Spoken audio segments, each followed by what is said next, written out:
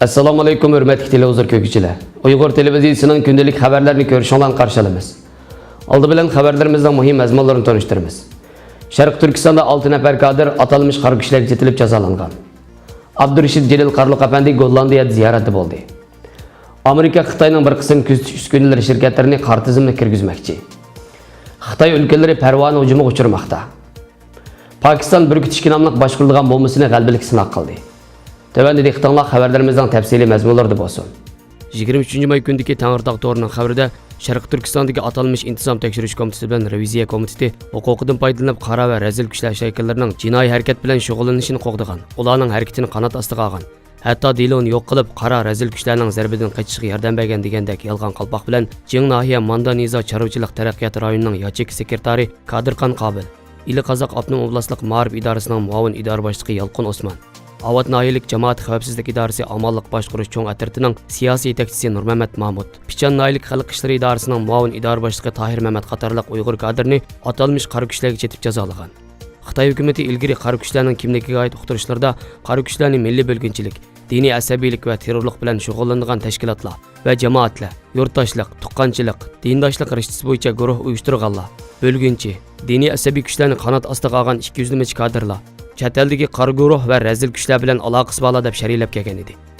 Muhojiratdagi Uyg'ur kuzatchilar Xitoyning Sharq Turkistondagi atalmış qara kuchga zarba berish harakatining umumiy nishoni yanada Uyg'urlarga zarba berish bo'layotganligini ilgari surmoqda. Atalmış qara kuchlarga muhofazat qalqini bo'lish bilan ayblanib jazolangan 6 amaldorning 3i Uyg'ur, biri qozoq millatidan bo'lishimi buning tipik ifodasi ekan.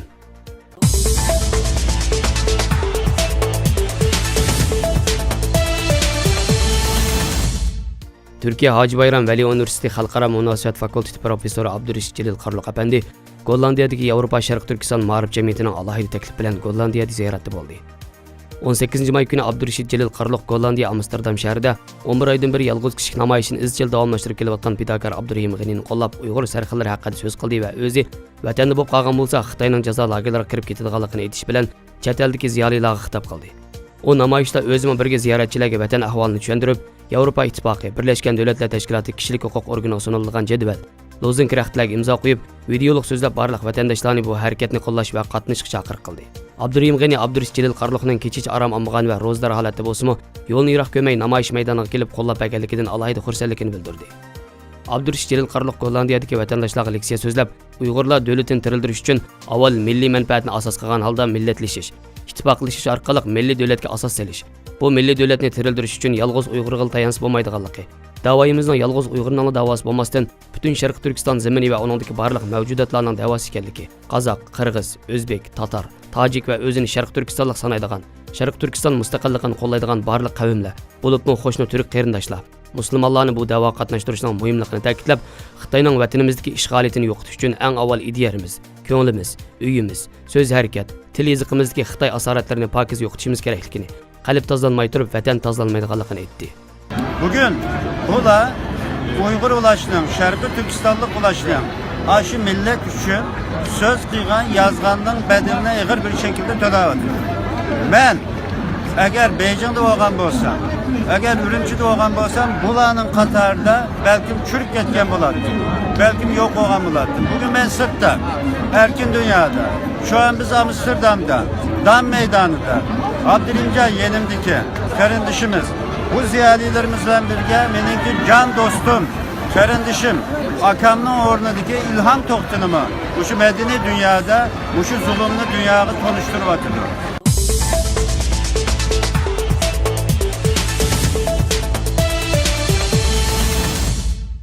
Bloomberg Toru'nun 22 may kuni xabarida Amerika hukumati Xitoyning 5 kuzatish uskunalari shirkatini Huawei bilan o'xshash qora tizimlikka kirgizib, ularning Amerikaning texnika va uskunalarini setib olishini cheklashni o'ylashmoqda ekan.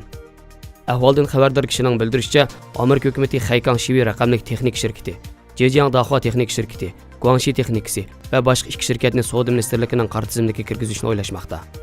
Ulardan birining oshkorlashicha, boshqa ikki shirkat Miyaboki shirkati bilan Keda Shunfi shirkati ekan. Trump hukumati yuqorqi shirkatlarning uskunalarining Uyg'urlarni bostirishga ishiltilishidan andish qilgan. Uningdan boshqa Haykang Shiwi bilan Zhejiang Dahua shirkati ishlab chiqargan yuz tunish kamerasi yana josuslik faoliyatlari uchun ishiltilishi mumkin ekan. Kishilik huquq tashkilotlari Xaykang Shivi bilan Zhejiang Dahua shirkatlarining Xitoy hukumatiga Uyg'urlarni bostirish uchun ishlatilgan uskunalarni ta'minlab berishi bilan ayblagan. Lekin Xitoy bilan so'z suhbat ilib berayotgan bo'lg'achqa Trump hukumati bu haqda harakat qo'llanishni kechiktirgan. Navbatda Amerika Xitoy so'z suhbati palashalga tushib qoldi.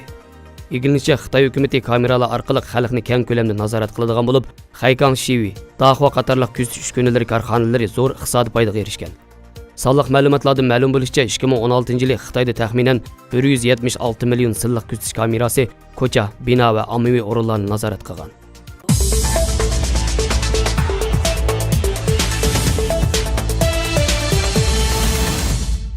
O'tliq tun parvonasi Birlashgan Davlatlar Tashkiloti Ochliq yezigilik tashkiloti oldin signal bergan zo'r yezigilik ziyonda shasharati. Qisqagina necha kunda 10 ming mo'yadagi ziroatni nobud qila oladi. Ziyon uchiruvchilarning hatto hech nimasi qolmaydi.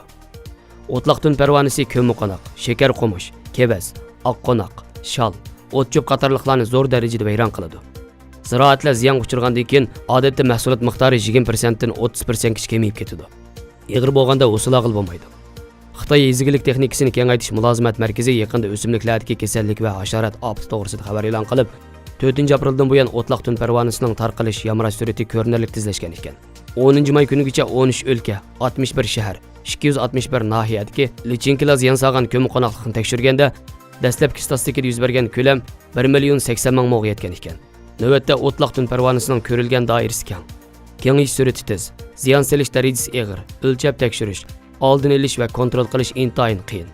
Shundaqla parvonalar yillik ko'payish rayoni qurib olgan hamda yoz fasllik rayon shakllantirgan bo'lib, Xuanxi, Huayxi, Xayxi daryolarining yozliq ko'miqonoqi va shimoldagi atyozliq ko'miqonoq ishlab chiqarish rayonlarining bexatarligiga zo'r tahdid paydo qilgan.